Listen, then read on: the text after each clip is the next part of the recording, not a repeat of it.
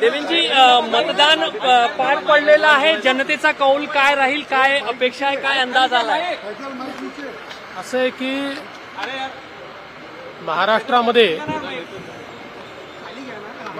महाराष्ट्रामध्ये मतदान वाढलेलं आहे, टक्केवारी वाढलेली आहे.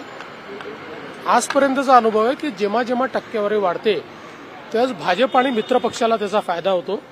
त्यामुळे आम्हाला अपेक्षा आहे की त्याचा निश्चितपणे फायदा आम्हाला मिळेल आणि महाराष्ट्रात आमचं सरकार तयार होईल अशी मला अपेक्षा आहे. अजून आकडे आले नाही तरी असं दिसतं की महिलांची टक्केवारी जास्त वाढण्याची शक्यता आहे, असं प्राथमिक दृष्ट्या दिसतंय. कारण आम्ही पण आता बूथचे जे सर्टिफिकेट्स गोळा केलेले आहेत, तर मी जवळपास 25-30 मतदारसंघांमध्ये फोनवर बोललो, तर त्यांचे प्राथमिक फीडबॅक आहे की महिलांची टक्केवारी वाढली आहे. अपक्षांशी संपर्क साधला जात आहे असं करताय भाजपकडून, काही अपक्षांना सोबत घेताय? आम्ही अजून तरी कोणाशी संपर्क साधला नाही.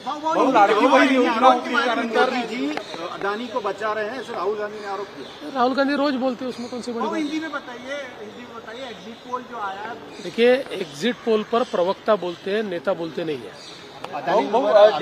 लाडकी बहीण योजना जी आहे त्याच्यामुळे हे टक्केवारी वाढत आहे असं वाटतंय का? आपला राजकीय अनुभवातून नाही, शक्यता आहे की लाडकी बहीण योजनेमुळे महिलांची टक्केवारी वाढली असण्याची शक्यता नाकारता येत.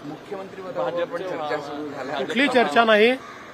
आता परवा रिझल्ट आल्यानंतर आम्ही तिन्ही पक्ष एकत्रित बसू आणि चांगला निर्णय करू. पदाधिकाऱ्यांच्या भावना आहे भाजपचा मुख्यमंत्री व्हावा. झालं ते किती वेळा तेच ते विचाराल. काय अजून टक्केवारी वाढलेली आहे, याला तुमच्या दृष्टीने कुठल्या गोष्टी कारणीभूत असायला पाहिजे?